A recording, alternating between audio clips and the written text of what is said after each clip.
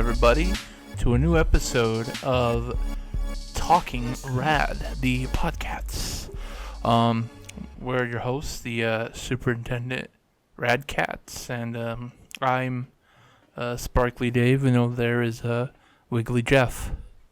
And I'm Wiggly Jeff. Yeah. I'm Wiggly Jeff. I'll be doing the weather. Yeah, and so today we got a show for you guys.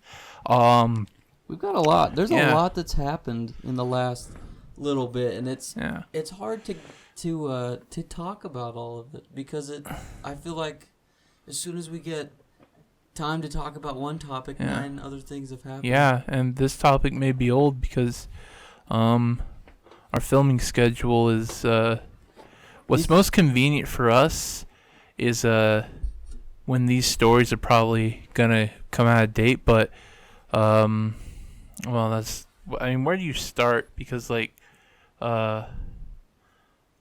depends on when you talk about these things, people are gonna be entertained after you talk about them. It's like, oh yeah, I remember that, stuff like that. Yeah.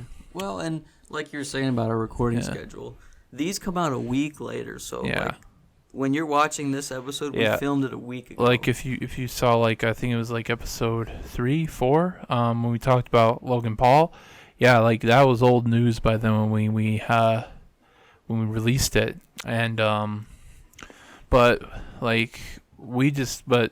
we just want to share our opinion. It might be a week late, but deal with it. Yeah. So this might be old news. Who knows? It might be by this week. Maybe it's changed again. Yeah, maybe it's changed for the better, for worse. And YouTube has now changed their monetization rule by having you have to have how many views is it? It's not even views. You have to have watch time. Yeah. You have to have you have to have 1,000 subs, and then you have to have over 4,000 hours in a 12-month span of watch time. Hours. Yeah. Oh gosh. How many days is 4,000 hours? Or weeks, even months? Let's do the math. But honestly, excuse me. Honestly, a lot of people have been freaking out about this. Yeah. Mostly the small YouTube channels like ours, for example, but the reason people are freaking out is number one, some people have already qualified for the previous monetizations. When we first started our YouTube channel, anybody could join monetize. We have made money off of our videos. Mm-hmm. It's not a lot of money. I'm not gonna whine about it, but yeah, I mean, a lot of people are freaking out because they're like, well, wait, I'm about to hit my $100 threshold. Am I still gonna get paid? Now, I know that's not a lot of money and people are throwing fit about it, but I think the biggest thing is YouTube's lack of communication with content creators. It's okay, YouTube, you need to clarify some of these things. But honestly, if you think about it, YouTube's not talking about that much money, and it's not going to be that hard. For a small channel that's growing, it's going to be hard to... Well, it's the same either way. You're going to continue to make videos, build your channel, get more views, and eventually get to where you can join the partner program. But, as far as a channel like us, I'm not going to sit and whine about it because in order to even make a good amount of income off of YouTube, you need to be getting, hundreds of thousands of views per video. And when they say 4,000 hours, it doesn't mean per video, it's your whole channel. Yeah, how many people have watched in that many time. Because when you first hear it, when I first heard it, it's 4,000 hours, it was tons of people just have to watch it. They contribute their hour into if a person watches 10 minutes, that's one person's 10 minutes. And if 20 people watch a 10-minute video, that's all that goes to watch time. Well, here, check this out. So let's say you have a video, 20,000 views. And if everybody watched that video, let's say you put a 10-minute video up. And let's say that the average watch time is 5 minutes. So we'll do 20,000 views times 5 minutes. That's 100,000 minutes. Divide that by 60. Okay, that's 1,600 hours. So if you got one video, like if you're getting anywhere from like 5 to 10,000 views of video, you're gonna be fine. Even if you're getting 1,000 views for video, like check this out. Let's do 4,000 hours, and let's say 1,000 people watched it. I don't know if I'm doing my math right. Okay, 4,000 hours, and let's say it's a 5-minute video. How did I just do this last one? What's my math on this thing? I don't know. Okay, so 4,000 hours times that by 5 minutes. It's 20,000 minutes. I don't know what I'm doing. How did I just do my last one? You did times like Okay, let's say you've got oh, this is how I did it. Okay, so let's say 1,000 people watch a 10-minute video, but let's say they only watch 5 minutes of it. So that's 5,000 minutes, and then do 4,000 hours. Oh no, you got to do 5,000 minutes. And it's 60 minutes in an hour. So that's 83 minutes of watch time. That's not right. We're no math geniuses. Nope, I don't know what I'm doing. Anyway, the point is you're not talking about that much time. Like 20,000 views. If you're getting 20,000 views per video, you're fine. Yeah. It's not even a big deal. And if you want to be making any sort of money off of YouTube, like, if you want to be making money off the monetization program, you need to be getting thousands and thousands of views per video. Yeah, you best, like, you need to get, like with PewDiePie, he gets, like, 1 million views per episode, and he uploads daily, but that depends on if you don't get hit with the, demonetization with the yellow dollar symbol. Which YouTube's been cracking down, because YouTubers are changing. H3 censors, PewDiePie censors. Yeah. It's I'm not a fan of censorship. I believe that, like, if you're on the internet, that's like the place where you go to be unfiltered, like, and YouTube YouTube was that kind of like unfiltered place where you can talk about things, and now YouTube is now putting that filter on all of us, and a lot of people who now have to like restructure their content. And I think that like if YouTube can like make a way to benefit those people, like maybe they have to make like a separate like kind of page, like, you know, they make a kids page. Maybe they should make it like adults page, except like, you know, not have like a bunch of like pornographic ads or stuff like, you know, like, well, see, the problem like. I mean, kids are just going to lie their age. Like, you can't get around that. But I think there needs to be a place. I said it before on the podcast, but there needs to be a place. There's rated R movies for a reason.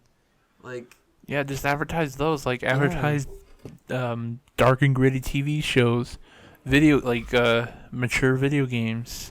Like there's plenty of advertisements for adults. And really only for adults. That only appeals to adults. And yeah, kids are gonna go to that stuff, like, but it's it comes down to the parent. Like, and besides, like, not to say that it doesn't harm your kids, but like, if kids, I shouldn't endorse this. No, I'm just saying, like, kids want to watch it, they should, but it probably wouldn't be good for them. But if like it doesn't affect them, like, I don't see a problem. But then, like, I guess other people can. Yeah, well, I watched stuff like that back then. Didn't really affect me. Like, sure, there's some stuff that was like, oh my gosh, too dark. And then when I watched it, I'm like, huh. This is great. This is entertaining stuff. Yeah, and I understand. Like, if I watched Game of Thrones stuff because I was like 10, I would have been traumatized. I'd have been like, oh my gosh. But I watched it today. It's like, oh, guy got decapitated. Nice.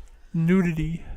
Well, and see, like, I agree with how people are saying, well, like, these YouTubers are role models for these kids, which is true. So, like, Logan Paul, like, what he did for his audience, I mean, I know that's in the past, but, like, I disagree with that. Like, if you know you've got a bunch of kids watching your channel, like, for example, Stampy Cat, this was a few years ago when I looked him up, but I looked up his very first videos, and he cussed all the time, but then he changed his content because he realized he had millions of children watching his videos, so he cleaned up his language, he cleaned up everything, and was now a role model for kids, which is great. Like, I completely agree with that. I think that's awesome. If we had, 10,000 kids, even like now, we probably have a few kids watching our videos now. Like, we censor our stuff because, I mean, like YouTube will favor that. Family friendly. Yeah, like personally, whenever I start making videos, I'm working on my delicious cancer. I'm working on my first review, but I think like when I do it, I'm probably gonna go raw, unfiltered. Probably not gonna get paid for it, but if it's true to me, then I'll do it. See, and I think that's the key. Like, be true to yourself. Like, vulgarity and like that kind of humor, like it's appealing to some people, and there should be that place, like freedom of speech. You should be able to say what you want.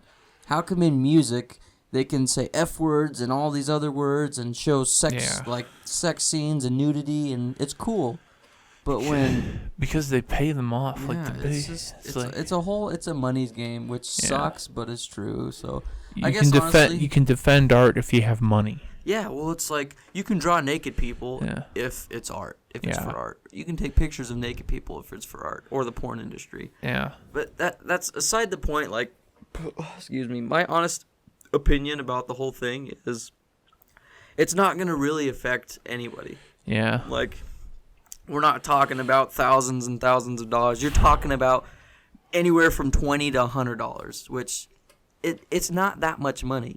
People spend you spend $20 to $100 on gas, once every week or 2 weeks or whatever. So, I mean, I understand people are like, it's not about the money. We just want to feel like we're being included in the platform, which YouTube did not say you couldn't upload videos anymore. They didn't take away your ability to upload videos and grow your channel. And I think people have just taken it so out of proportion and perspective. It's like, guys, listen, like, YouTube's not shutting down your channel. Yeah. They're not telling you not to upload videos. They're not trying to discourage you. They're trying, like, I see it more as a challenge. Like, okay, now YouTube says I can't even get money until I do this. Great. I'm going to work harder. I'm going to build my channel, which I think that's what everybody should focus on. Don't focus on making, your first $100 on YouTube. Focus on growing your channel, building an audience, finding your niche, whatever it is, and start making better content, better quality content. The views will come, the subscribers will come, as long as you've got quality content. And like you said, you're true to yourself. Like, if you're not true to yourself and you don't enjoy what you're doing, like, obviously it's not going to work out. And one secret I found out that some people have gone successful with is that you can, when you post a video on YouTube, sometimes it may come up, but other times it's not there. And some people have found their audience on other websites. So when you upload a YouTube video, try to go to Reddit or websites that like those types of videos. Go post it on like social media. Any other place besides you. If you're not finding your audience on YouTube, it's that maybe they haven't found you yet. So go post to an audience that does like that stuff. Yeah, absolutely. Don't just yourself. If you made a cool video and you can go post it on our video on Reddit, and people will look at that. Like, they'll be like, "Oh, what's this?" Because people check that stuff daily. Yeah. And when you post it, people will be like, "Wow, that was great," or "Oh, wow, you need some." Some people, I will admit, will be jerks about it. They will make you feel horrible. But you know what? You get those people. You probably get people who are like, "Oh, that's great." You probably get some constructive criticism.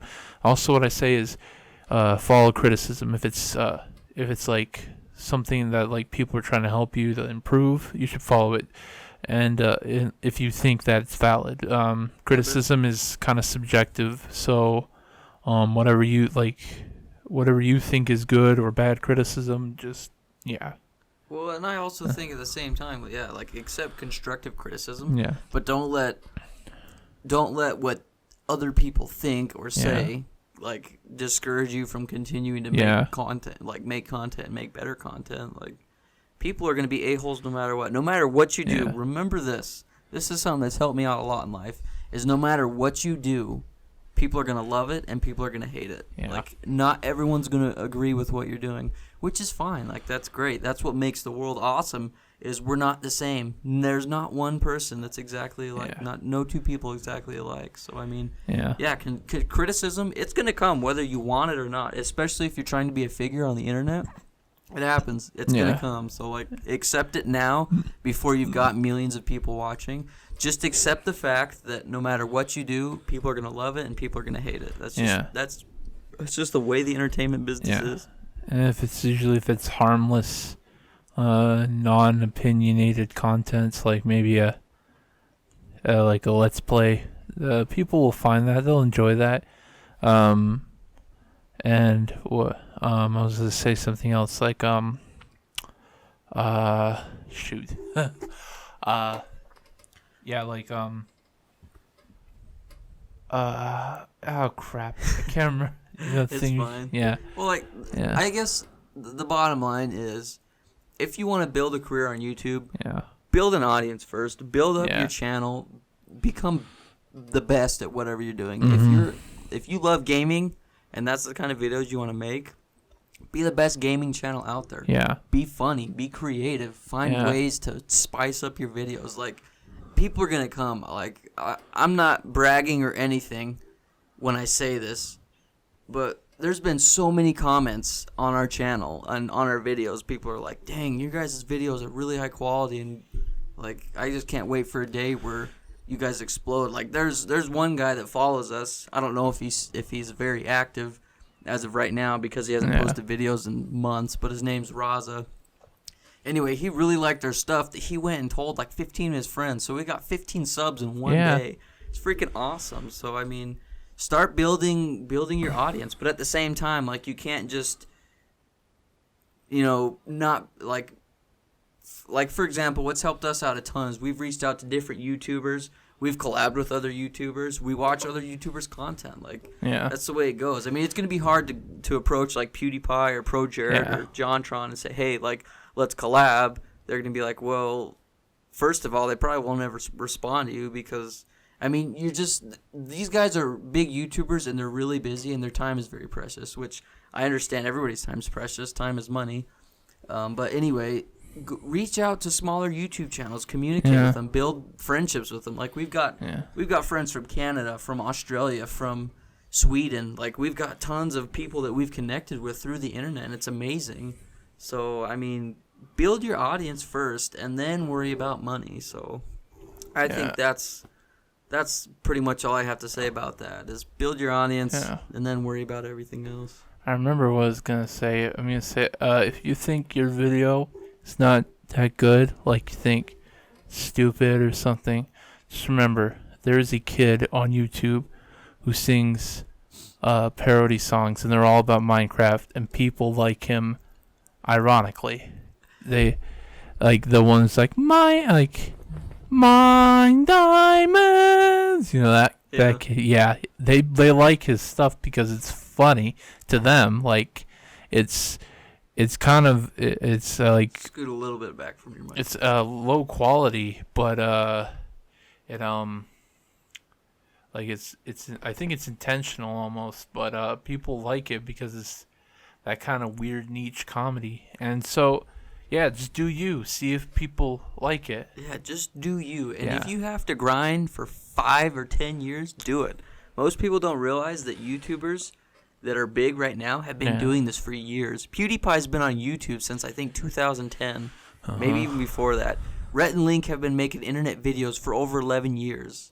Like, these guys have been working. JonTron was one of the first big YouTubers. JonTron's been making review videos since, I think, 2010.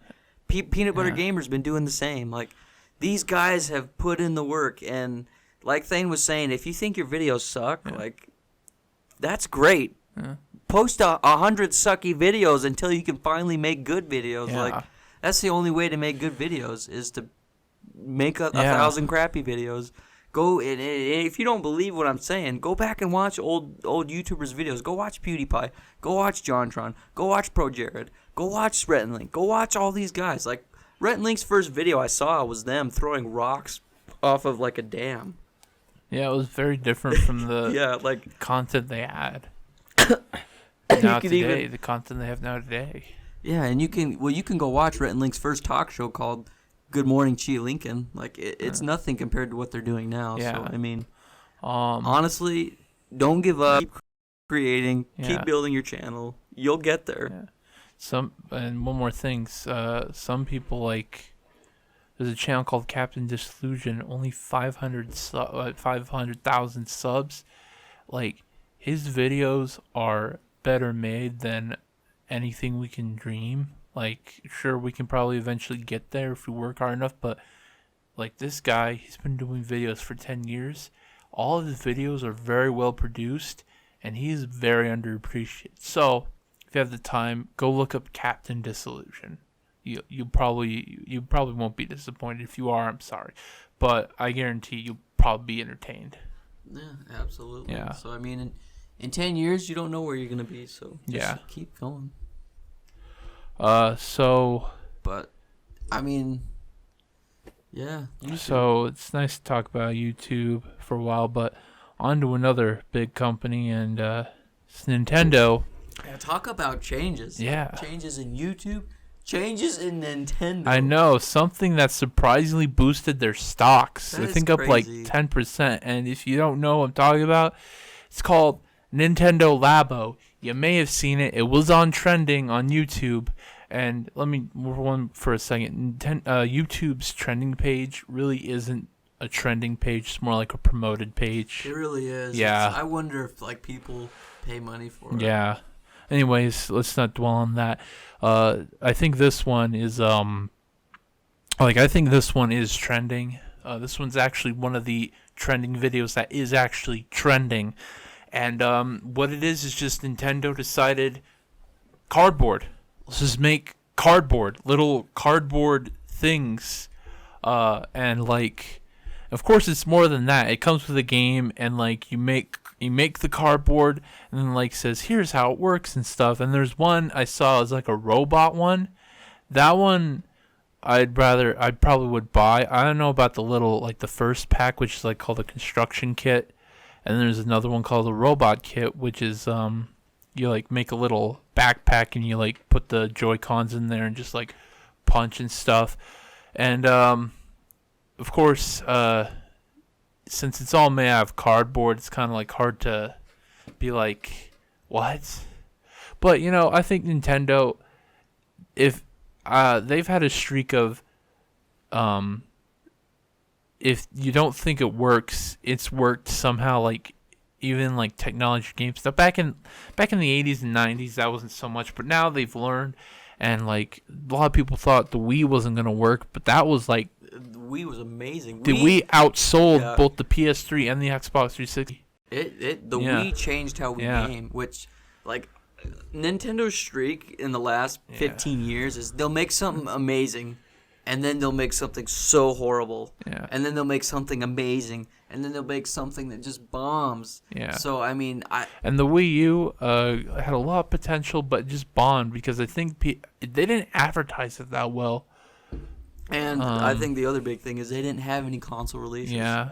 What did they wait, 2 or 3 years to make the Smash Bros. And Mario Kart? Yeah. Well, yeah, they kept doing a steady release of first-party titles, but third-party support wasn't there. Mm-mm. But I think this Nintendo... It was there, but it wasn't very noticeable. No. Yeah. But I think the Nintendo Labo, is that how you say it? Yeah, Labo. Labo. Yeah. I think this is going to be something that, like, people are going to be skeptical, and I think it's something you won't be able to know until you try it for yourself. And who knows, if this thing takes off, like, maybe, like, third-party companies will be like, hey, Nintendo's onto something, and it probably won't be cardboard, but it'll be, like, something that, like, you put together and then use your Switch and then like make it like, because it's a portable console, and like you put the actual tablet because you can detach the controllers and like use them like as like motion controls and stuff, and so like so then people will like probably have like a $300 peripheral where you put like the Switch tablet in a thing and then use the Joy-Cons and something and you move it around. Like maybe I don't know, maybe someone would be crazy enough to like make a fully operational robot, like not like the robot construction kit, but like an actual like full metal robot that you put your little Switch tablet in, and then like then you like control it. Yeah, so you like control it. Yeah, like it just walks around. Now, of course, I don't know if they'd ever sell something, but like if someone made that for third party like stuff, like that would be awesome. But I don't know if anyone would ever make something like that for Nintendo Switch. But if they did, that'd be pretty cool. And also, like I think peripherals for the Nintendo Switch, I hope people start getting really creative with the peripherals. If Nintendo can make a peripheral out of cardboard, I think people can like say, oh well, I could probably make a peripheral out of styrofoam. Yeah, I think my only question, or I guess concern, is like cardboard breaks. Yeah, cardboard does break. Tough, so I mean, like, either Nintendo is like trying to screw people out of money by saying, "Oh, let's do it out of cardboard because cardboard will break and they'll have to buy more," or Nintendo's saying, "This is how we made it. Now you can make it by using any box." Yeah. Maybe it'll be that way, or maybe Nintendo's like, "We're not going to charge that much." Maybe they'll be like, well, it's a box. They already announced the price for the first two kits. So the first kit, the construction kit, the constructor kit with like all the little trinkets and stuff, that's going to cost $70. How many games does it come with? Just one. See, that's what's going to vex people. Like, and then the second one is going to be $80. But what's the game, though? Because, like, in the trailer, if you haven't seen the trailer, pause this video, go watch it real quick so you know what we're talking about. It's very short. It's a very quick watch. But, the game is just, like, it shows you how to make stuff. And, like, it's like, it doesn't have, I don't know how much substance it has because it's just, like, you make stuff and then, like, it shows you how it works. And, stuff like that. And then the robot game, I'd rather buy the robot game because the robot game looks pretty decent. I haven't seen much of it, but if it's like I don't know how much substance it has, because if it's just a giant sandbox destroyer thing, I don't know how long you'd play that for. If it has like a story mode and objectives and like maybe an online feature, then like that'd be cool, but it has to keep you around for a while.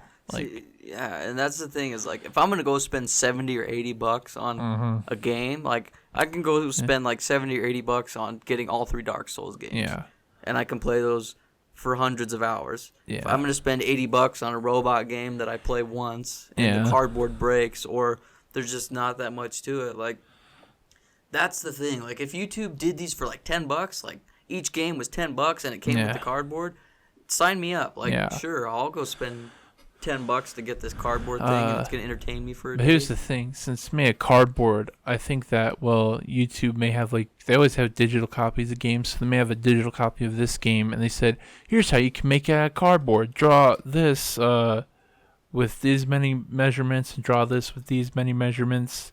It's like, they probably could give, like, I think the smart move would be for the digital version to give detailed instructions on how to make. Show pictures. Yes, show pictures, how to draw accurate like lines and stuff, but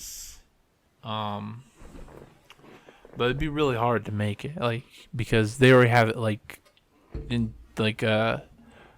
intent when you buy the out of the box, there has it pre-cut out and everything. Yeah. So. And also they showed on the trailer you can color it and make tape around it. It's you can design it, which is it's cool. Honestly, I'm skeptical now. I think it's gonna be great because Nintendo. I really do enjoy Nintendo They wouldn't stuff. If they didn't think this would work. They probably tested and said, "Hey, this can probably work." We'll see, and this is where. And also, the golden moment it's coming out on 420. Yeah, I did see that. I'm like, what? It's like 420. Yes, you will buy it while you're high. But like, this is my only concern though. Is like we said, Nintendo's created some amazing things, but they've also created garbage. The Virtual Boy died. Yeah. You know, they also made that CD player for the N64, which didn't really catch on. Like, they've made things that were supposed to be great and just weren't, which I think if the Virtual Boy, if they would have made better games for it, like, that was ahead of its time. They saw VR way back then. And you know what? Since it's made cardboard, I don't think it's going to cost them that much money. Maybe the games will, but, since it's cardboard, if it fails, I don't think it's going to make a dent in their, their wages. Their value. Yeah, their value. Yeah, because they've done things that have flopped in the past, and Well, I mean, I want it to be good. I really do, because if it's amazing, dude, I'll spend. Yeah, if they come out with more kits, I'd probably buy a few more kits. If they come out with 2 kits a year, that'd be great. If they keep going on with this, I would maybe buy a few of them. I want to know if I'd buy all of them, but I think the biggest factor is how fun is it and how much replayability of it is it going to be? Because I don't see them making a full on, 20-hour game out of it. This isn't going to be Zelda or Mario. And maybe they will. I don't know. Maybe they'll shock me. But from what they showed, it kind of looked just like little mini games. Yeah. Is what it looked like to me. And who knows? Maybe they'll have a Skyward Sword HD Nintendo Labo and have a cardboard Master Sword. That would be sweet. Swing it, and then you have your other as a cardboard shield. I don't know. Maybe they'll do that. But right now, we'll just have to see. I mean, Nintendo, they've done a lot of things. I would say they're pretty much geniuses in the field. They know how to have people they know how to make fun. They are the starters of the video games. Yeah. They brought video games back from the dead in the 80s. It crashed and then they brought it back. They were the Jesus of video games. Yeah. Yeah, when they in 1930 when they first dropped the Famicom, America was like, that could be what brings back video games to America. And it was. Yeah. So Nintendo, they know how to have us have fun. I don't know how to word that. They know how to make They know fun how to things. entertain. Yes, they know how to entertain. That's yes. I am excited for it. I'm skeptical. But that's just because it's out of cardboard. But if we get disappointed with this, we have Metroid Prime 4 and Bayonetta 3 to look forward to. So, well, no matter what Nintendo does, they'll always bounce back. Nintendo survived. Sega didn't. Atari didn't. Why did Nintendo survive? Because they make good video games, and Nintendo's always been ahead. Yeah, of and they don't. I don't think they put too much. They don't put as much of a gamble because Sega, they made one of the top of the line consoles, and when that which was the Dreamcast, and when that didn't sell, it pretty much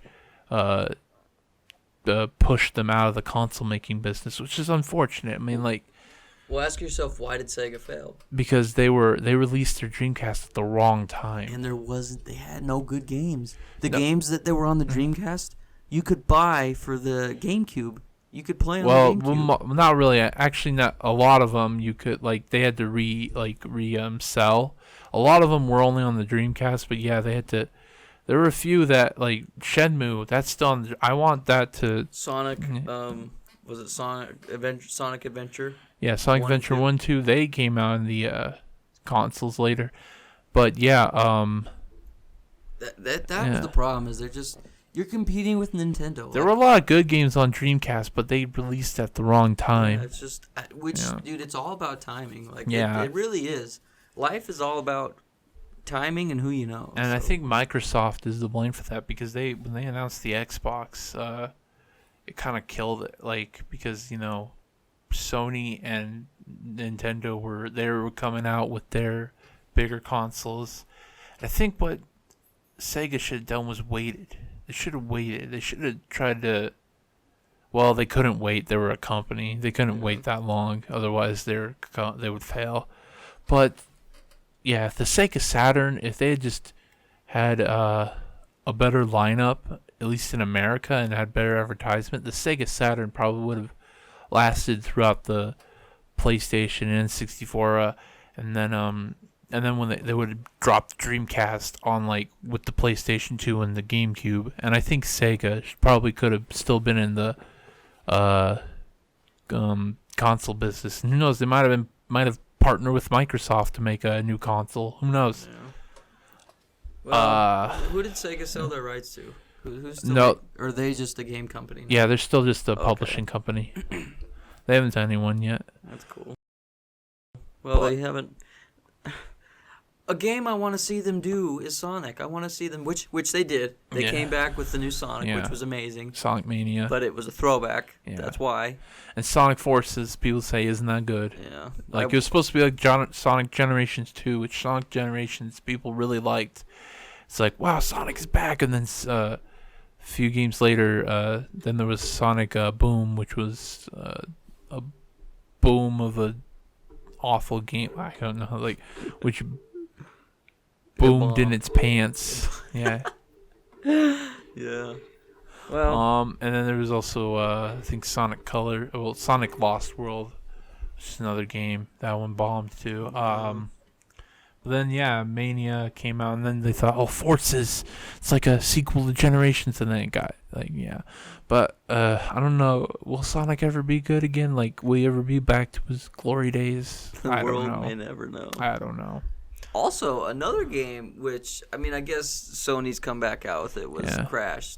They re-released the Crash remastered. But Crash Bandicoot. Speaking of timing, we probably, instead of playing the PS1 version, we probably could have saved time and our souls. Souls playing the remaster instead. So we listened to Cody. Well, he wanted to see us play. He didn't want us to wait. He wanted us to play it twice. He wanted us to beat it and then play the remaster. I'm like, it's too much Crash. Maybe this year we'll play Crash 2. Yeah, the Maybe PS2 PS1 just play version. One Crash game a year. That game is hard, man. Yeah. If you haven't played Crash Bandicoot the original, go play it and you will rip your hair out. Well, actually, save your money and just go buy the remaster because you can buy all three. Yeah.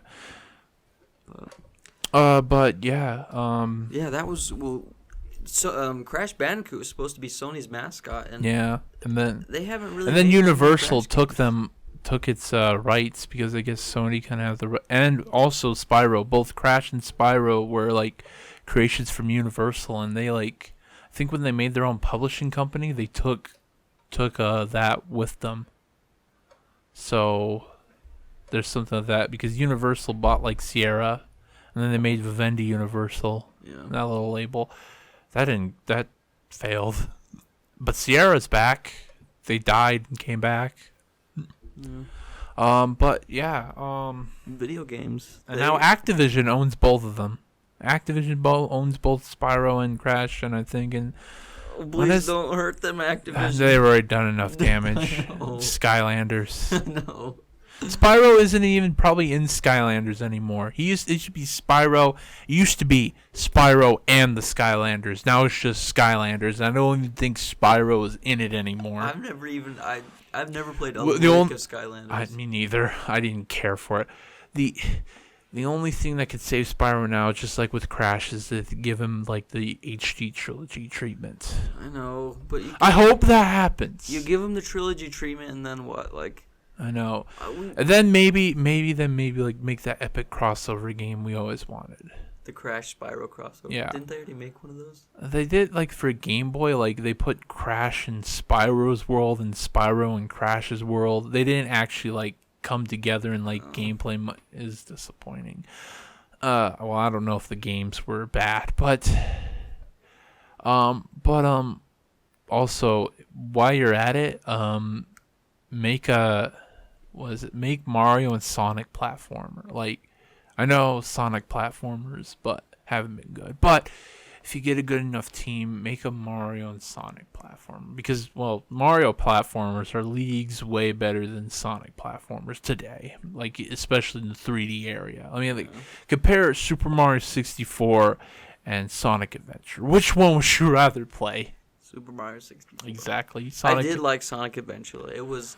Well, we played more Sonic Adventure 2. We didn't really play number 1. Yeah. But Sonic Adventure 2, I don't think has really aged that well. Where Super Mario 64, it's probably aged like wine. Oh, absolutely. It has aged like wine. Yeah. The only thing is, if you go back and play an N64, play it on an emulator, play it on the Wii, play it on the Switch, play it on the Wii U. Just don't play it on an N64. Those just because controllers are oh my gosh. There. If you want to play it, find a third party controller that has like a GameCube analog stick that has a stable analog stick. I don't know what they were thinking with those analog sticks. I don't know how they played broke afterwards because well, they were stable for a while, thinking, "Wow, these will last a while." And then you afterwards, play that one Mario Party mini game. Yeah, and it just destroys this. Remember one time we were trying to beat a Mario Party mini game, and our friend Jordan, he used like a glove, and like the heat and the combined pressure and heat and everything just snapped it. Yeah. It was a third party one, so it's like, oh, great. Thanks. Yeah, those are probably the worst design controllers ever. Yeah. Like even just actually, I heard that like Nintendo actually gave a glove for that mini game, like gave it a glove in Nintendo Power. Oh my gosh. Yeah. Well, that's terrible. I don't know, like looking back, that's probably the N64 is probably the worst designed remote ever. Yeah, like if you look at it, it's like it looks like a pitchfork that's got the three things. I always kind of reminded me of like a banana or something, like a mutant banana. Okay. And yeah. Well, yeah, I can see and that. Also, you mostly just use this side, the D-pad and the L button. Never used. Like I assume, like for some games you can switch your hand and just use that, but no game ever used it. I think one game used those buttons while also trying to use the analog stick. It was Turok.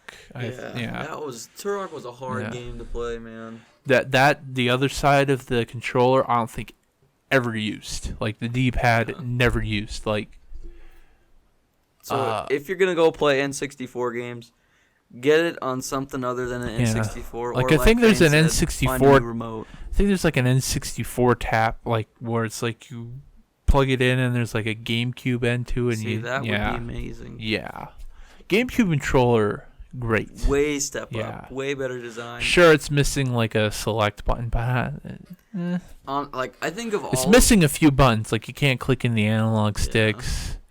Like it fits in your hand, but it has like it's just like doesn't have enough like buttons. I think the best designed remotes have been the Xbox. Yeah. They fit like a glove. PlayStations aren't bad. PlayStation remotes are fine, but Xbox... PlayStation's been around for like 3-4 generations. They only remodeled in the third generation, but kept the button layout the same. Yeah.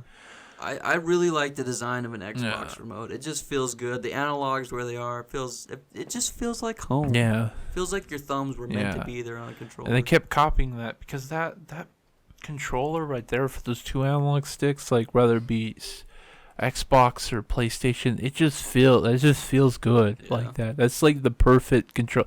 Even Nintendo was like, yes, this is the perfect controller setup because now they have with the Pro controller they have the exact same. Yeah. So well. This is where the combined efforts of different video game producers and I guess they decided to copy things because that's what works. Why not? Yeah. Don't reinvent the wheel. Just use it. Use the wheel. The PS4 and the Xbox One controllers are practically the same. Well, the PS4 has a little touchpad and has motion sensors, but they're practically the same if you think about it because they have the same amount of buttons. PS4 has like a share button. Well, same amount of buttons used to play a game, and it's practically feels the same. Like they feel both the same. It's great. It's great. No, they did good. Yeah. Same with Nintendo. They learned too. Yeah. But yeah. Speaking of like like childhood, like talking about N64. Well, before we get to childhood, let's get to today's. Oh, I guess Thayne's big announcement. Oh, guys, listen.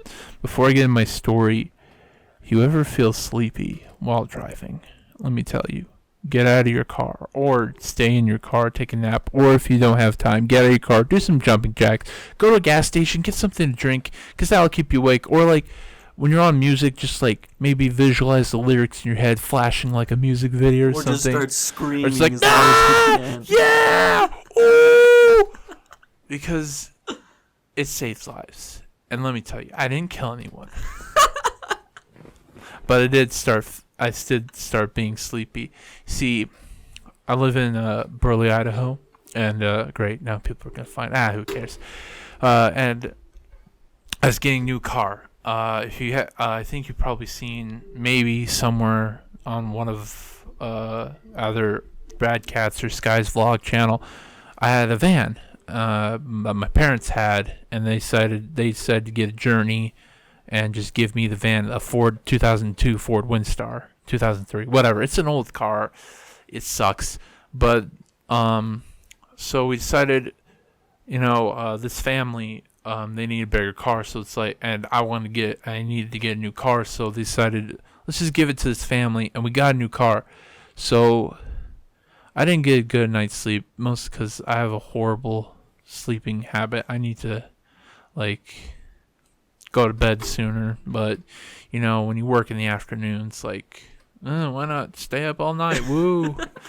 But no, I knew I probably needed to do stuff. I probably should have went to bed sooner, but I didn't. And my dad says, "Hey, we're leaving," and it was around noon, and so I had to go drive from Burley all the way to Twin Falls, and that's like about 30 to 45 minutes away. So we drove. My dad drove, and so I had to drive back, and so the one decision I should have made was I should have taken the car we got, because it's an older car. It's a 2007 was it Camry, Toyota Camry, and because we took my sister's car, and her car's nice. I think it's a Ford. It's a Ford. It's a very nice car. It runs on diesel. The thing is, in the dashboard, it tells you how many miles you have on gas, and it takes a lot of miles. Here's the thing: my dad told me that diesel is cheaper to make, but it costs more for some reason. I don't know why that is. Can someone explain to me in the comments if anyone knows? Thank you. I'll get back to you on that. Anyways, so yeah, I drove back my sister's car, and on the freeway, I was feeling sleepy, and I kept myself awake.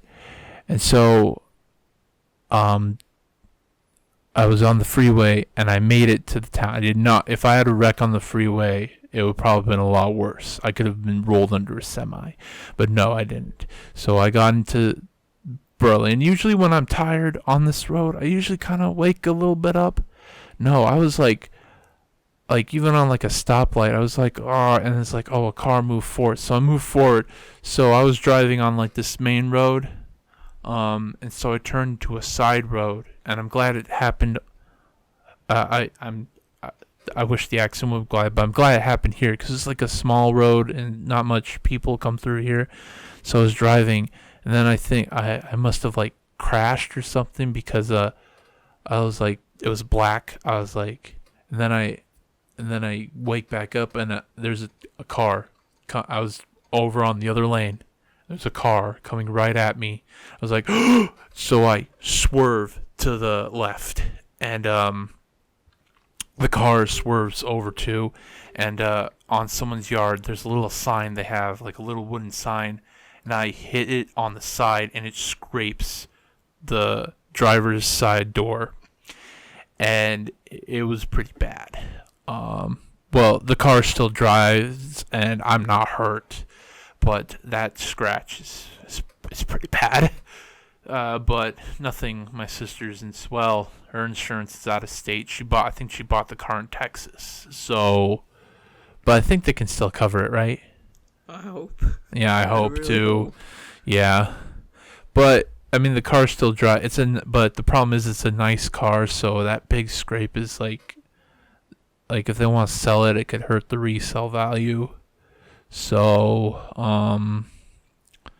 man, that's kind of, maybe I should word that because that kind of sounds clear. Hurt the resale value. Put a dent in the resale value. Anyways, the resale. Well, I don't think they're gonna sell it anyways because it's a very nice car. It runs fine, and hopefully they can get that scratch out. They probably could. They should be able to. Yeah, but yeah, and I had to, and so I pulled on the side of the road, and I was like, oh no. So I look at the scratch and everything, and so then the lady, she's like, hey, you okay? Oh my gosh. She's like, yeah, I'm fine. And what I should have done was I probably should have drove off. I should have been like, I'm just gonna go drive off. It's like, but the lady called the cops, and the cops got involved. And that's when you realized you fouled up. Yeah, I effed up. You fudged the brownies. I got a citation. The cop the thing is, the cop actually said, here, come out. I don't see if you're drunk. It's like, no, I'm just tired. I told the cop I was just tired. It's like, did you take any medication or anything? No.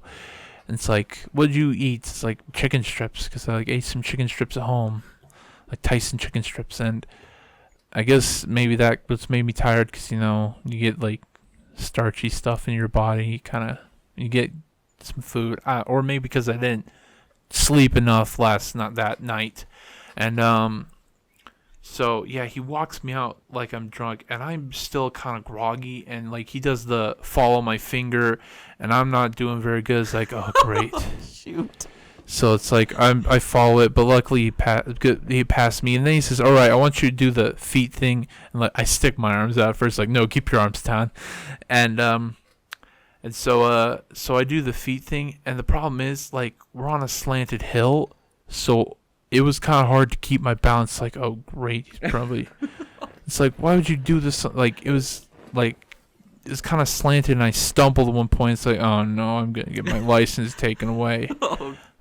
But no, he passed me because I didn't have any like slurs. So he's like, oh, officer, I'm not drunk. What's up, officer? Yeah. I'm not as thick as you drunk. Yeah.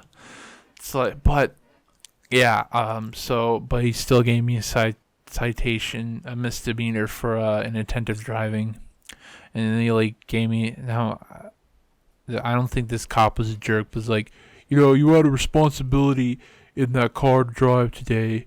So it's like, yeah, I know. Like, sorry. Like, I was tired. I'm sorry. Okay. Now you know. That's why I gave that little PSA at first. I didn't want to give it at the beginning because I didn't want to feel embarrassed. I just wanted to give it. I guess it's easier to give it at the beginning, and it's like, where's it going with this? It's like, that's where it's going. So, yeah, like. Be good drivers. Yeah, be a good driver. Don't drive drowsy. Like, it's probably as bad as driving drunk. It happens. Yeah, it happens, man. Sometimes you just you get tired and you have a bad day and you get tired and you just want to sleep, and that's the problem. Like, you're in this same position on the car on the road, and maybe you like have the heat on. Like, maybe I should take my jacket off. Maybe I should roll down the window. Got the cold air in. Well, like, driving is literally a form of hypnosis. Like, have you ever been driving? Yeah, your eyes are wide open, but then... Yeah, that sound, like, is the sound you hear when you're driving. But I mean, like, you'll be driving, and you, like, zone out, and then you wake back up, and you're where you wanted to be, and you're like, holy crap. Because you always want to keep yourself awake, like, with, like, some, like, maybe a drink or, like, sunflower seeds or... anything. Plenty of Slim Jims. Maybe, like, a packet of Slim Jims, just...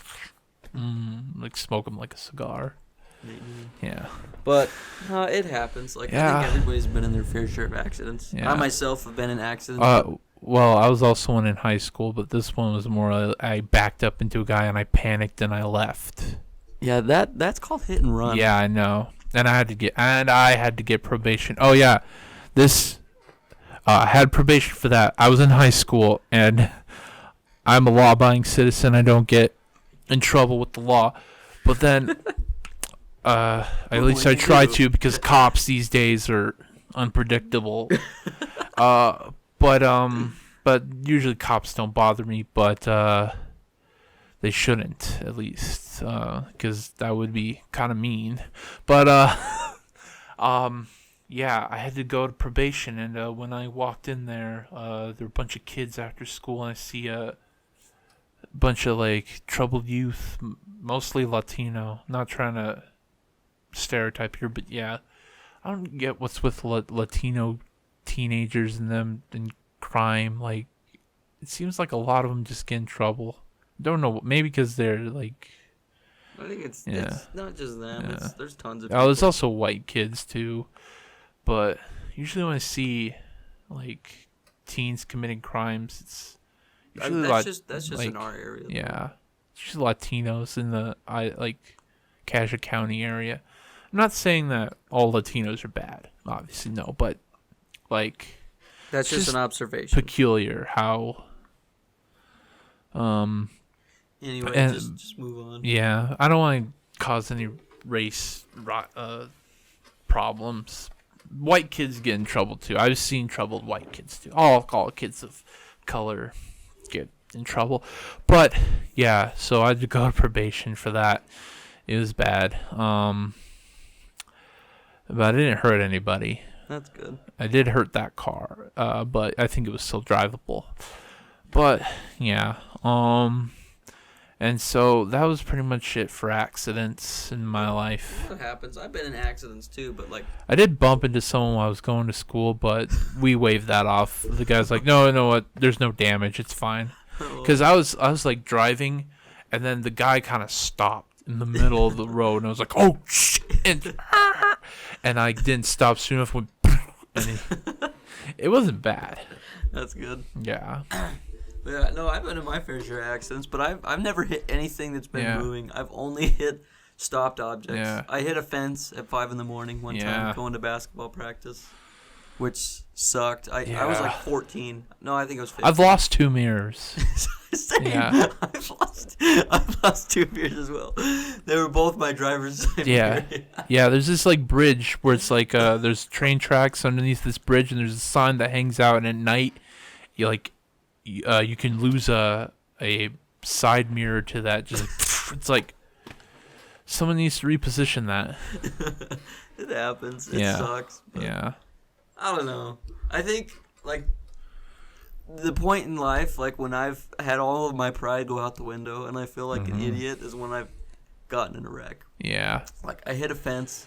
I backed into some poor sweet old lady's car. Yeah. And then I also busted my mirror on a bush, and I busted a mirror on my mom's car.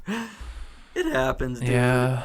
For those of you who have never been in a wreck, don't, because they suck. Yeah, try to be a very good driver. Try to be be aware. Yeah, be aware. Be ready. like Baby Driver. Like, if you ever seen the movie Baby Driver, he like just like goes to every turn perfectly synced up to the music. Be a beast mode driver. Yeah. Take your driving like you take your food eating serious. Really good at Need for Speed, or maybe Grand Theft Auto. Yeah, if you're really good, just like don't drive like you do in Grand Theft Auto. Don't drive like that. Drive like you do in like Gran Turismo, just like don't do sick tricks though. Just be precise. Stick to the basics. You can stay in between the lines. You can master the parallel park. I give you a gold star because parallel parking is probably the worst. Well, it's a good thing you're not a truck driver, Thayne. Yeah. Well, that's stories from today, but there's been some stories in the past we like to share, and that was usually like in grade school, maybe high school. See, like in grade school, like in high school, the kids weren't as much jerks to me. I wasn't really bullied. Like you think, like. No, I'm not saying all fat people get bullied, but I was in high school. I was homeschooled for 2 years, and so I probably gained all that weight in high school. Because when I was for high school, I was like a kind of thin kid, and then I think like the amount of inactivity just sitting in front of a computer. It was 3 years I was homeschooled. Yeah, so the amount of inactivity I was in, really probably took a toll on my physical body, my physical health. So, yeah, I'm kind of a fatty now because of that. But this year, trying to slim it down. That was his New Year's res. If you haven't so seen in that high episode, school, yeah, here's a card right here. Yeah, there's a podcast.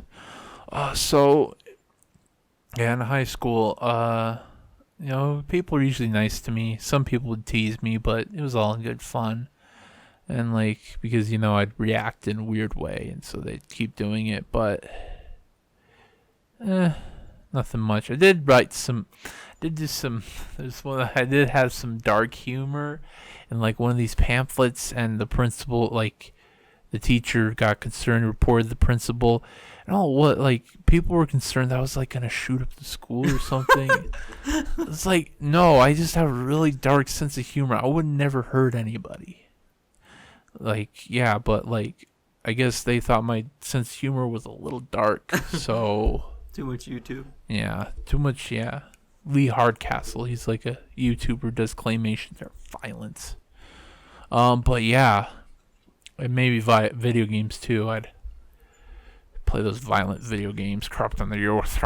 Don't start that argument. Don't start that argument. I'm just kidding. Video games don't make kids violent, just like guns don't kill people. Yeah. People kill people, and people are violent because they choose to be.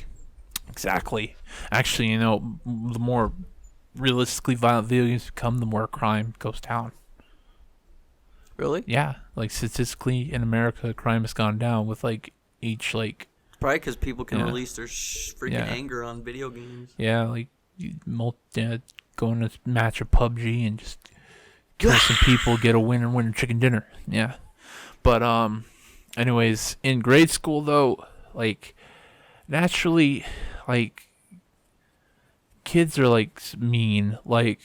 Okay, so back in fourth grade, they put me in the special ed classes because it was a little slow. Because they thought this would be best for me, but really there were other kids who were also in the special ed classes, and they were just troubled. I guess maybe they thought I was a little troubled, but I was more slow. I didn't develop as fast as other kids. I have Asperger's, so yeah, it affected me, and it might affect me today. But I'm trying out in the world to stick myself out there. Be brave. Yeah, be brave. But yeah, there were some kids in there. I remember there was in Idaho, especially around this area, you won't really find many black people. Just saying. And honestly, I can see why they don't want to live here. I mean, it's not that great of a town. I don't want to live here. But yeah, there's this one black kid. And I wasn't wow, a black kid. No, it's just oh, another kid. And he's a kind of would listen to rap, and he was into rap and stuff. And one time he teased me hey, did you know that one cartoon show you watch? I went on the ground and jumped on the ground and I flied. He was talking about Dragon Ball Z because back then I was into Dragon Ball Z because I was one of the coolest shows on the air as a kid. You were whoa, Kamehameha waves and stuff.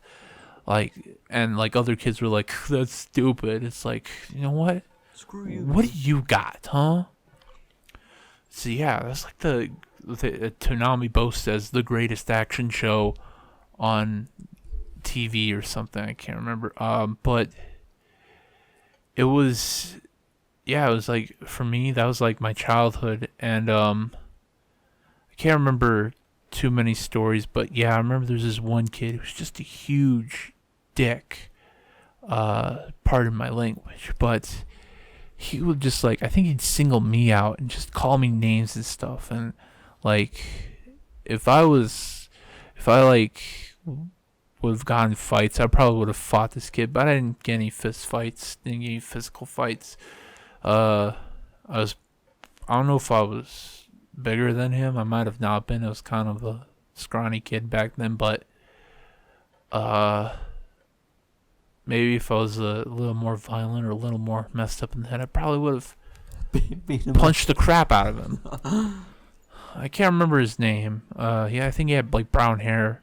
He had the same name as another kid. Like, you know how they like, if they're named, two kids are named Mitchell, they have like Mitchell B and Mitchell C. Yeah. He was like one of those kids. And yeah, the other guy who had the same name as him, he was a cool guy, as I remember. But yeah, there's some kids in and also what's worse is that the teachers, your school experience just sounds horrible. I know. Some of the teachers would be the worst. Like, there's like, no, you're not doing this right. They weren't slow with you. Like, I know working with kids can be frustrating, but like, if you're yelling at them as a teacher, it affects them. Like, it affects their opinion on you. And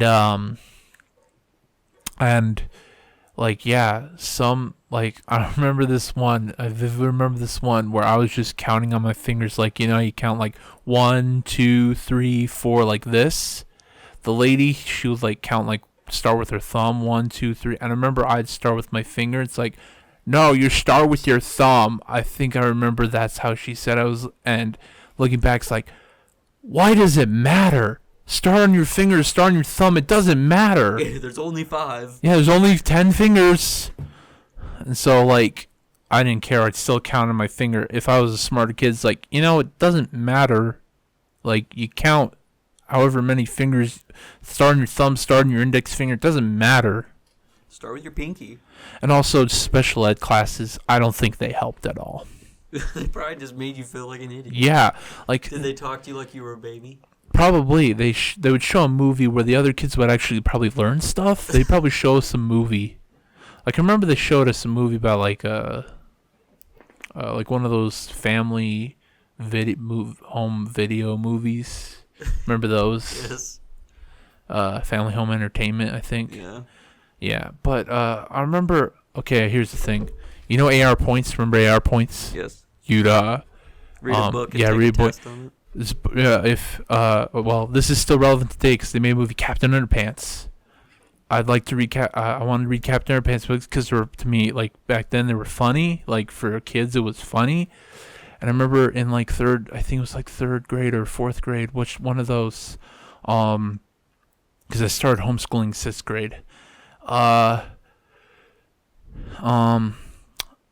Like it was worth AR points, Captain Underpants, and I'd read it. And so then, like, the special ed teacher in there was like, hey, I don't want you reading that. No, that's not a good book for you. Read something else. And I was like, but it's worth AR points. It's like, nope, read something else. I was like, okay. So then what I'd do is I'd, like, take it. I tried to get away with this. I'd take another book, slip Captain Underpants underneath it, and try to read it. She caught me doing it, and I was like, and then I go talk with my like home teacher. It's like, she won't let me read Captain Underpants. It's like, really? Why? The teacher's like, why? Like, it's not that bad of a book. And I should have like, hey, can you go speak to her and tell her? It's like, yeah, like, because that was like, I didn't read. I don't like to read much today, and I didn't read much either. But like, Captain Underpants was something that appealed to me, and like, she took that from you. Yeah, it took that from me, and I hated it. Like, so yeah, like. I could have read all the Captain Underpants books, but that stupid teacher, sorry, no offense, if you're watching this, you're probably not, because you know you're probably dead. No, I'm just kidding. Oh my gosh. No, she wasn't that old, but yeah, like she was like, if it's worth AR points, why can't I read it? Why is it in school if you're objected to it? Like, because it's for kids, like. There's nothing really wrong with it. And I was like, and you know, yeah. So yeah, like, I guess every week, if we remember any stories from school, we can share that. But that's all I've got for this week. Do you got any stories, big man, Sky? I have several stories of when I was at grade school. I felt like I was a good kid that just happened to screw up. Like, yeah. For example, there's this I one felt like time- I screwed up too a lot, but no, it's like, you know how you feel you did something wrong? You felt like, oh no. Yeah, like I'm going to hell. I'm gonna get in trouble. They're gonna skin me alive. Yeah. Like, they're gonna scalp me. Yeah. They're gonna put my butt on the wall. Yeah. But no, like nothing ever happened like that. I guess I've got a story for you. So there was this one time in 5th grade, and we were taking the biggest test of the year. Yeah. Like, this was the test for my reading class, which I think reading and English were like the same thing, maybe. Uh-huh. I don't really remember. But anyway, Yeah. this is the biggest test of the year. And I had a reading class in high school. It felt really pointless. Like, why does this class exist? yeah, exactly. But anyway, we're in the middle of this test, and it's been going on for like 40 minutes or so, and there's still a little bit of time left. And I'm sitting there being a good kid, just doing my work, and then all of a sudden, this kid in the back of the class just freaking rips the loudest fart I have ever heard in my whole life. And I just started crying. I thought it was so funny. I could not stop laughing. So the teacher's like, Sky, shut up. Like, be quiet. We're taking a test. And you know when you think something's so funny, you're trying to hold back the laugh. You're like that. And I couldn't hold it in. I just kept laughing. So the teacher sent me to the pass room, which pass room is like when you go in trouble, you go into this really boring room where you literally sit in like this little cubicle and stare at the wall and do your homework I was in there all day. And I'm like, oh my gosh, I got in trouble because a kid farted. So, yeah. There's another story, actually, that since we're talking about farting, is there was one time I farted in class really freaking loud. And I turned and looked at the kid next to me, and I'm like, dude!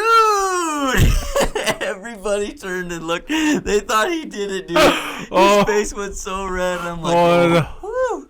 Dodged a bullet. He was so pissed at me, though. He wanted to murder me. Similar story like in Super Mega that happened to Matt Watson. It's like the same story where like his friend like ripped one. It's like, Matt, ew. It's like, what? That was you. That was like from his perspective, like getting the blame on him. It's like, man. oh, yeah. Grade school. Yes, yeah, grade school, man. Fun times. I will like, never do it again. That was the time when you didn't have many worries. You did. You were just a kid. And even in high school, I felt I didn't have many worries. And then when I got into adult life, it's like bills. Yes, bills, car bills, finding a job, keeping a job. Jobs were optional in high school. They're now mandatory in the real world. That's why we do this. And that's the thing, like, high school, they don't teach you anything about, like, paying taxes or helping you find... They don't teach you anything about the world. That school in general doesn't really teach you anything about the real world. And like, there are some classes that, like, cooking class, but that's, like, more like if you want to be a culinary artist. Yeah, but I don't, like, honestly, I'm not a big fan of the school system. I think the school system in general sets kids up to fail. Yeah. It's like, you got a whole bunch of kids and you're trying to teach them the exact same way. Did that stop recording? No. And you're trying to teach them the exact same way, which, like, I think it was it's either Mark Twain or Albert Einstein. They said that if you tell a fish to climb a tree, it's going to think it's stupid its whole life. Yeah. Which, it's true. Like, some kids are good at math. Some kids are good at reading. Some kids aren't good at school in general. Like, I think I was the kid that I just didn't feel comfortable at school. Yeah. Like, I got good grades and stuff, but I just felt like school was not for me. Like, I did not belong. Like, I didn't like assignments. I didn't like being told what to do. I didn't really like being forced to go to a place for 8 hours a day. Like, I felt like I needed to be somewhere else. So, like, being graduated from high school and outside of that, like, I feel free. Like, I know that not very many people watch these videos right now, but this is liberating for me. I love, like, I don't even care that I have to go work my 9 to 5 every day. Yeah. Knowing that I got to come home and make a video, like, this is so liberating. I love doing it so much. I feel so free. Wow. Yeah, when I got out of high school, I realized, like, great, I don't have to do, like, homework anymore, like, because I was so horrible at math. I was so horrible at all homework that I had to get my mom to come help me, and she got so frustrated when trying to do homework. It was awful. Like, I couldn't do it on my own for some reason because I was just like, I don't know what's wrong with me back then. Like, I barely paid attention in class. Like, maybe it's like my attention span is like, if I'm not interested in something, then I won't pay attention. Out. Yeah, zone out. Sometimes I'd sleep in class and tried to stay awake. It was awful. But video editing. Like, I tried doing web design, went way over my head. Like, too much for me. Maybe I could try it later, but like, I'd have to do it like because I tried to do it like an online class and like I don't know. I don't think they really relayed the information good enough because like my friend who's in college right now, he says his experience like actual like classes like on campus are way better than online classes because they actually can help you like rather than like online campuses where you have to like go to like a form or go do an email and that teacher may never get back to you. So yeah, like I guess saying like if you want to go to college, I'd say try to do on campus. But yeah, after high school, I felt like I don't know, I didn't really feel like I had too much of a purpose. Like, what do I do next? I don't think high school really prepared me for that. It doesn't. No, it doesn't at all. Like, I remember in high school, I was trying to write a story. Now, if you go back look at that, I don't have it anymore. I think I threw them all away because the story was just terrible. This is terrible. I tried to write 2 of them. They were just terrible. But I still have a very active imagination. Like, I want to try to write like a comic book or a story or something. And it's kind of hard to know where to start. But maybe one day I'll sit down and type it all out. Yeah, and honestly, I think that's the hardest part for everybody is like once they graduate, like game on. Now you're supposed to be a big boy or girl and make your own decisions. Unless you like majored in something in high school and then like they guarantee you in college, but that's not always in your cards. Yeah, and in the cards. Like my advice is for those of you who are graduating high school or graduated or have been in college for X amount of years and you're still lost, like, and you feel like you have no purpose, don't feel that way. Yeah. Figure out what you want to do. Like, find something you love. In today's day and age, especially with the internet, there are multiple ways to make money. Like, if you're an artist, create your art and sell it. Start an online business where you sell your art. If you're a photographer, do that. It's easy to advertise. Like, I'm a filmmaker and a photographer, and I've gotten so many gigs just from social media alone, by word of mouth and social media. So figure out what you love to do and do that. But don't give up and don't quit. Like, we were just up visiting our Brennan and Zay. They're up at college right now, and we were up visiting them this weekend, and they told us a recent event happened up there where one of the college kids killed himself. Like, he jumped off one of the balconies of one of the apartment complexes. Which, I mean, I didn't know it was a college kid. I heard that someone they said, a college kid. Oh, jeez. So I mean, like, suicide is very real, and like, it's not good. It's so what we learned from the Logan Paul incident. So like, if you're having thoughts of suicide, like, take care of it, but don't quit. Like, don't give up. If you're like afraid or you feel like there's too much pressure or you feel like everybody wants you to go this way but you feel like you need to go this way, like, you got to be true to yourself. Like, you need to do what you want to do. Just because everybody tells you to go right doesn't mean going right is what's going to be best for you. Like, I don't know. If you're not making your own decisions and living the life that you want, then you're living a lie. And that's, the worst thing in and of itself. Like, and there's stories of people who went to college and didn't really like it and decided to go do other things, like PewDiePie. PewDiePie dropped out of university and started cooking hot dogs and selling hot dogs for a living. But he was able to make videos, and he loved that. And now look at him. Yeah, now he produced a game. He produced that Animal Squad game. Yeah, and I don't know. Like, if you are depressed and you don't really know what to do, you feel like your life has no purpose. No, it's like the first thing I would do is I would figure out what you love. Like, what's something you could do 24/7, even if you weren't getting paid for it, because you love to do it that much. Like, if it's reading or writing or drawing or painting or filming or photography or whatever it is, like, find out what you love to do and do that. Turn it into a career. Find a way to make money. If you're a t-shirt designer, try to sell your designs to people. Try to make your own t-shirts. Try to just be creative with whatever it is, but don't quit. Like, I feel like that's a lot of people, especially with millennials today, is they just feel like they don't have a purpose. They don't really know what to do. So, I mean, I've been there. Also, like you've been there. Yeah. Also, you feel underappreciated. Just remember, someone will appreciate you. Yeah. Like, find your audience. Yeah. And if it's not working out, if it's made not like, if there's one thing that you can do that will please a crowd, do that. And exactly. But if you don't like it, then try to find something else you like. I know, like, it's hard to find stuff we can do for a living that we take absolute joy in, but find it. Just find it. And you will be happy. Yeah. And also, this may be relate, but if you're depressed and you feel like you're mentally unstable, go find help. Because, like, there's a quote that says, like, it's okay to admit that you're not okay. Like, the first step to recovery is admitting you have a problem. Yeah, so I know that's a little off the side, but it's still kind of related to, like, depression and stuff. So just don't give up. Yeah. And if you're watching this video in 10, 15, 20 years, like, we were there for you. Yeah, we were once there. Yeah. Like, I don't know where we're going to be in 10 years. Yeah. Maybe we'll be the biggest YouTube channel alive. Anything can happen. Yeah. Anything's possible. So don't give up. Continue to pursue your dreams and your passions, and enjoy life.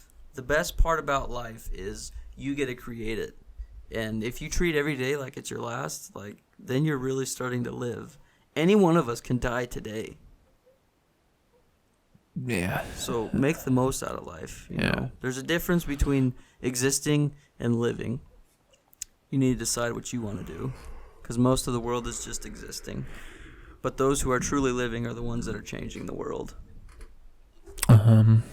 Yeah. So, I guess that's our little inspirational moment.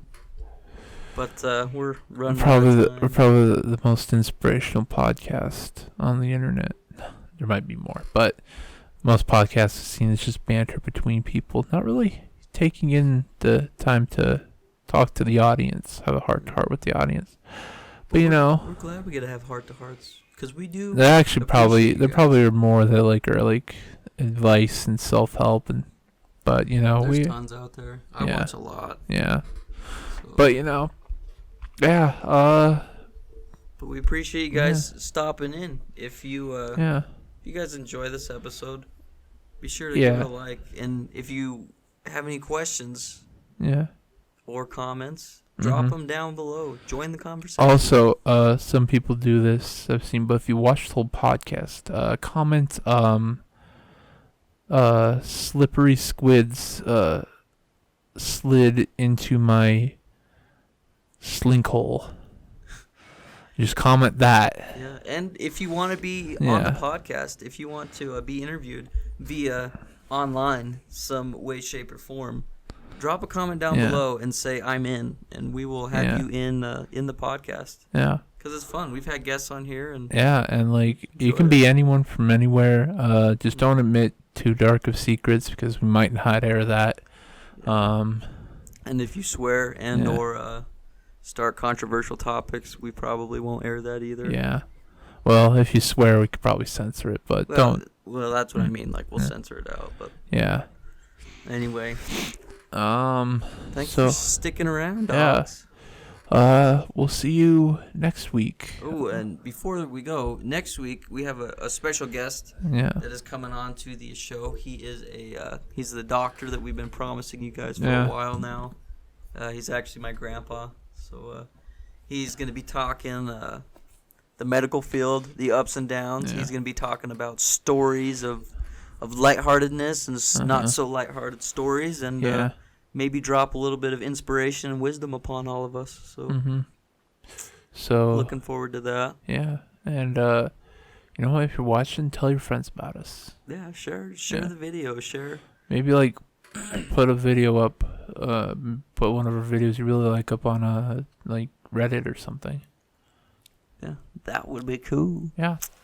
But anyway, thank you guys so much for tuning into this week's episode of Talking Rad. And we will see you guys next week. And as always, keep it rad. Keep it good. Keep a good year. Have a good year. Okay.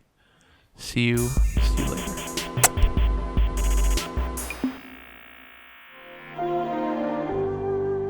You've got mail.